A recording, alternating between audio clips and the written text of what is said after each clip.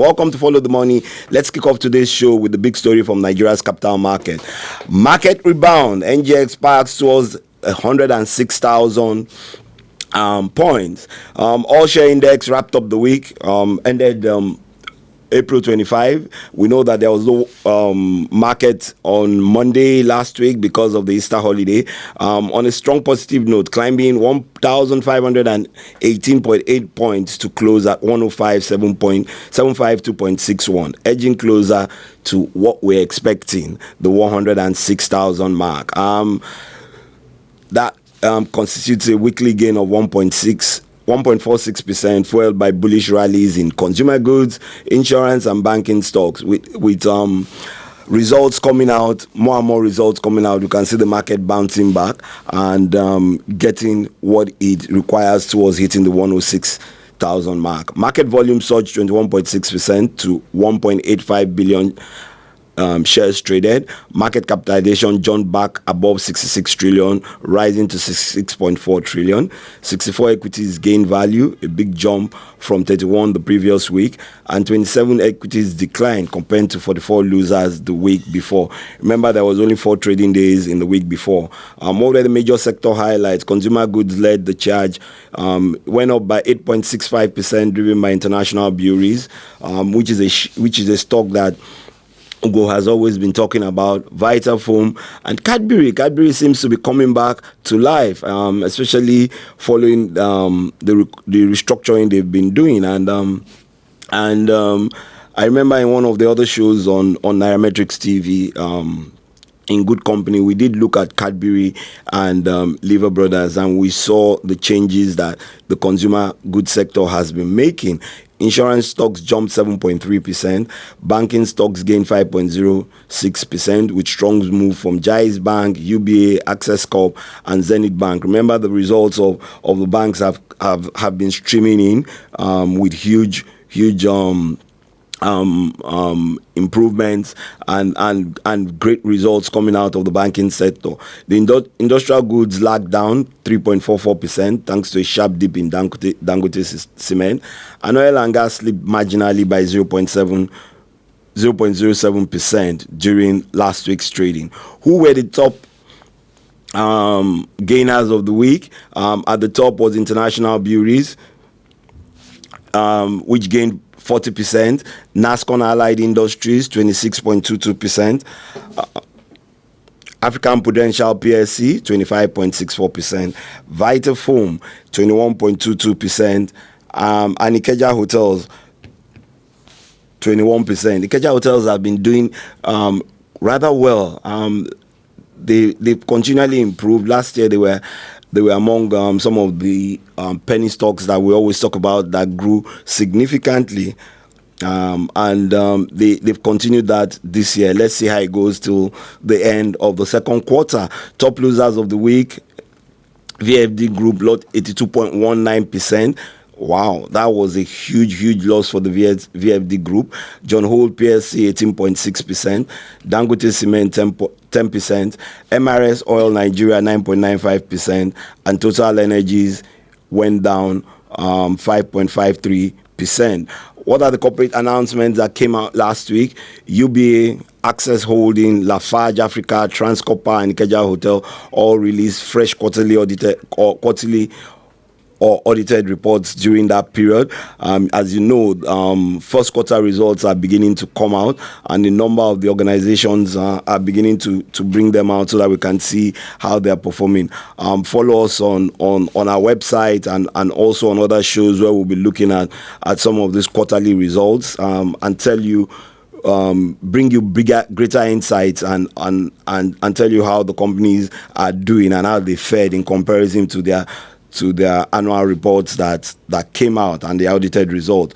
What are the market outlooks for this week? The NGX, we know, is rebuilding momentum, buoyed by mid and large cap stocks with strong buying interest in consumer goods. We've seen consumer goods continually bounce back after all the the difficulties they've had in 2023, 2024 due to FX related issues. They've really bounced back in 2024, and 2025 they are growing stronger and stronger. And banking also has remained consistently strong. What have the banks been doing? They've just released most of their results, and you can see the growth in many of the information that has been provided. Profits have soared, balance sheets are growing, and more banks are looking towards 2026, where the banking capitalization deadline will come into play. So we expect to see more and more banks coming out again later on this year or during the year to see how they're going to raise that capital. Remember, for the big banks, tier 1 banks is 500 billion, tier 2 banks is 200 billion, and so on. So market capitalization we see for the banking sector is continually growing. Let's say what they do with reaching that capital requirement as provided by CBN. That's your market roundup on Follow the Money. Stay tuned. We've got more money moves coming up.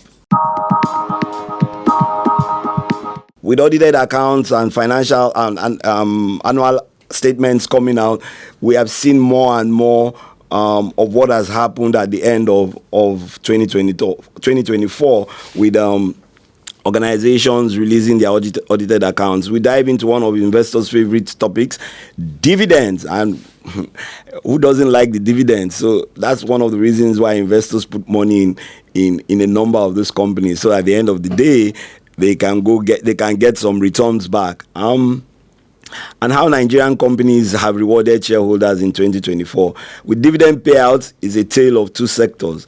Manufacturers led the way with sky-high payout ratios. It's been long since the manufacturing sector paid out, dividends as high as what we're seeing today. But it seems to me that 2024 was a good year for the manufacturing sector. Banks, on the other hand, took a more cautious capital-preserving approach. With the requirements for capital increase in the banks, well, they would have to look at how some of these investors who they want to pay these big monies will try and put some of those monies back into the banks towards meeting their capital requirements as set out by CBN. Let's break it down. Manufacturing giants rewarding big. Dangote Cement paid out 99.87 of its profit as dividend. 30 naira per share, 502.6 billion naira paid out to its investors and shareholders. This is something that it does a lot for those investors and those shareholders. 30 naira. So if you have 1 million shares, for instance, that means you'll be getting 30 million naira coming to you from Dangote Cement. Wow, 30 million is a lot of money now. I wish I had 1 million shares in Dangote Cement. I'll be 30 million naira richer. Boa Cement wasn't far behind, returning 93.93% of its profit as dividend. Boa Foods paid out 88% of its after-tax profit with a dividend of 13 naira per share. Why don't I just have 1 million shares in all these places? I know I'll probably be hitting the 100 million naira mark by the time I get my dividends. Gerugu followed with a 77.35 payout ratio, offering 8 naira 50 kobo per share. And African Prudential PLC paid out 68.39, offering a dividend yield of 5.9%, even as its stock price declined. What were the observations with regards to this? Companies showed a strong commitment to shareholders, though questions linger about long-term reinvestment and growth strategies. With the current state of the economy, as you can see, like I said, manufacturing hasn't been in this space for a number of years, but they are getting dividends out to their shareholders, and I guess their shareholders will be waiting for that annual general meeting so that they can thank the companies. But we also need to remember that the economy is beginning to come out of, beginning to go again. So what are the growth strategies and long-term reinvestments of these companies? Are they looking, if they're paying out all their profits this year, are they looking to get shareholders to buy new stocks to increase their capital towards increasing their growth and reinvesting some of these monies? What are the growth strategies? Once we get them at Nairametrics, we'll start to let you know. On this show, Follow the Money, and on every other show on Nairametrics TV and our websites, when we provide you the news as it comes out hot and smoking. The banks have stayed conservative. Remember what we said, banking capital increase 2026 is the deadline. It seems so far away, but yet so close. So Fidelity Bank topped the sector with a 32.35% ratio. Payout ratio. Fidelity has been doing great things this year. All through. Although people consider them as a tier 2 bank, I guess what they're trying to do, or what they're pushing forward to, is to become one of the tier 1 banks. Maybe, who just knows? Maybe we will now have another F in the Nairametrics figures, as at the rate Fidelity is going. Who knows, maybe by the end of capital increase, we would have a Fuga's F. Let's see how it goes. You never know. GTCO, UB, and Zenith maintained lower payout ratios, focusing on financial stability amid economic headwinds. I spoke about the economic headwinds now. Inflation, though, has tapered down to the 20s, has went up a bit in March, with the last inflation data that has been released. And as such, banks are also focusing on how they are going to raise 500 billion, 200 billion in capital, in line with the CBN capital increase policy.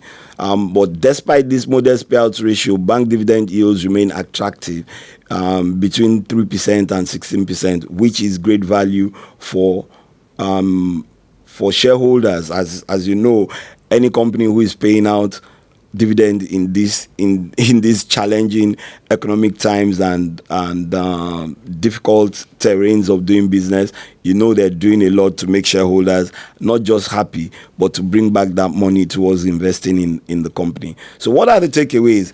Banks are balancing dividends with capital retention for future resilience. We've said that if you're going to hit the 500 billion capital 500 billion naira capital requirement and expand into new areas of business and help the economy grow by giving out strategic loans and partnerships from the banks towards growing that economy to the $1 trillion mark as expected by the president, then you need to balance out the fact that you don't pay out so much money so that you can retain a significant part of it towards cushioning the effects of the future. So what are the final thoughts here? Manufacturers are rewarding shareholders heavily, showing strong cash flows and financial strength. Meanwhile, banks are adopting a prudent strategy, safeguarding their balance sheet. So for investors, those seeking high immediate income might favor manufacturers, as they've started paying out huge dividends. Those eyeing steady long-term growth should may lean towards the banking stocks. Either way, Nigerian companies are signaling resilience and a shareholder-first mindset in 2024, even amid economic turbulence. Banks made trillions in 2024, but get who took the bigger share.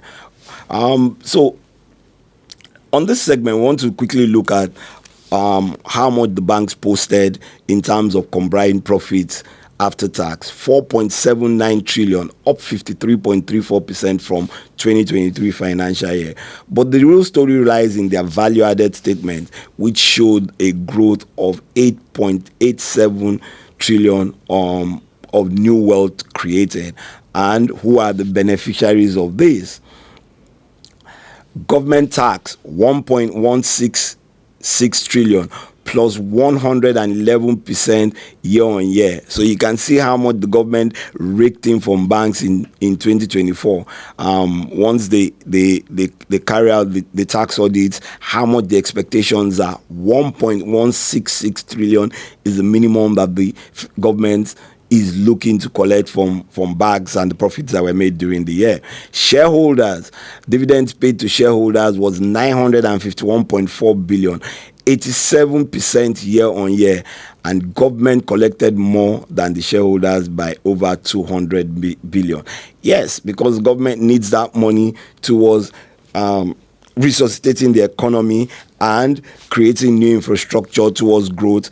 We've seen this administration tell Nigerians with the tax committee led by Taiwo Yedele on the need for Nigerians to diversify its earning and get more taxes, both from the organized and the not so organized sectors of the economy. How banks distributed this well. Zenith Bank, government got 294 billion, shareholders got 197 billion. GTCO, government 248 billion, shareholders 233 billion. Access Holding, government 225 billion, shareholders 125 billion. First Holdco, government 133 billion, shareholders 25 billion. Fidelity, wow, I said Fidelity has been doing some great things. 95 billion and shareholders 90 billion. Stanbic IBTC's employees receive more than both government and shareholders, meaning that they want their people to ensure that they keep that sustainability going. UBA, shareholders fared better, receiving 171 billion versus government's 37 billion.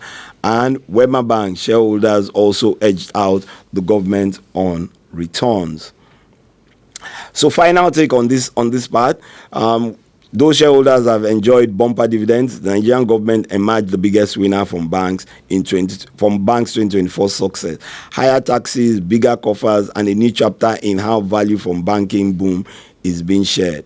Let's look at the cement giants who have released their first quarter earnings. Lafarge Africa delivers blockbuster to Q1 2025 results. Posted a jaw-dropping 73.1 billion pre-tax profit for Q1 2025. That's a 739.47% surge from the same period last year. What are their key numbers? Revenue went up 80.26% to 248.3 billion. Gross profit went up 87.34% to 122.9 billion. Operating profit 137% year on year to 71.6 billion, and pre-tax profit 739% year on year to 73.1 billion. Cement sales led the way, contributing over 242 billion to their revenue. It means more and more infrastructure development is going on. Whether you're building houses, you're building roads, you need that cement. And I think that sector over the next few years will be very, very strategic in its growth as the government focuses a lot on its infrastructure development and creating new opportunities for businesses to carry out and expand on their strategies.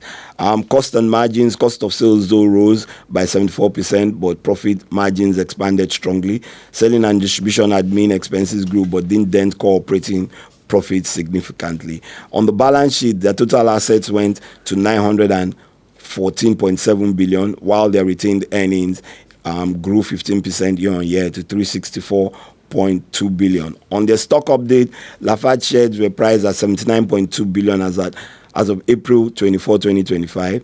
In 2024, the stock recorded a 122% year-to-date gain. So what will be the final take here? Massive revenue growth and record profits show strong market demand and efficient cost management despite inflationary pressures. The cement giant is starting 2025 with serious momentum. On Boa Cement, reported a jaw-dropping 368.58% surge in pre-tax profit for Q1, hitting 99.7 billion, more than its entire 2024 full-year profit. I said prefect. Gross revenue rose 80.49% to 90.8 billion. Gross profit 207%, 138.45 billion. Operating profit 119.03%, 256% increase. 119.03 billion, sorry. Net profit 81.12 billion, 351% increase. And basic earnings per share 2 naira 39 kobo, 346% increase. Revenue soared while costs rose slower, boosting margins. Foreign exchange losses dropped sharply from 10 billion last year to 837 million this quarter, meaning that more and more organizations are beginning to see the effects of some stability in the exchange rate market and are looking for alternatives that would help them drop the cost of purchases in FX significantly. Operating profit margin improved by 40.4%, showing strong operational leverage. The balance sheet rose to 1.58 trillion and shareholders' equity climbed to 469.7 billion. On their shares, share price is down 10% year to date, closing 83.70 kobo on April 24. Boa Cement shows serious strength. The stock market isn't cheering yet. If the company keeps this momentum, it could be one of the biggest stories of 2025. Let's wait and see how that goes. Finally and quickly, Dangote Cement passed through Q1 with huge profit growth. Posted a powerful 87.48% year-on-year surge in pre-tax profit to 311.97 billion. Revenue 21.69%. When you compare that to Boa, it didn't grow that much. 994.66 billion. Profit 40.13%. That's gross profit to 587.39 billion. Operating profit 55.67%. That's to 397.42 billion. Profit after tax 209.25%, meaning that they managed their admin expenses much better. It grew its 5.71%, and their basic EPN rose in comparison to Boa by 84% to 12 naira 29 kobo. So revenue grew despite production and sales volume falling slightly. Nigerian operations only now contributes nearly 70% of total group revenue. We know how much infrastructure development that is going on in Nigeria, so I guess that's where that is coming from. Gross margin improved sharply to 59%, helped by slower cost growth. FX losses dropped significantly, supporting bottom line strength. The balance sheet, total asset rose modestly to 6.445 trillion, and debt reliance reduced as leverage ratio improved from 2.19x to 2.71x. What is the stock update? 2024 delivered 49.67 year-to-date gain. In 2025 so far, the stock is down 9.77, closing at 432 naira. A dividend of 30 naira per share was declared payable in June, offering a solid 6.94% yield. What's my final take? Dangote Cement Q1 2025 numbers show operational efficiency and strong market dominance. Despite stock price weakness, fundamentals remain solid, and the dividend is a major attraction. Remember, Nairametrics, creating wealth through information. That's been the show. My name is Wade, and Ugo will be back soon. Bye for now.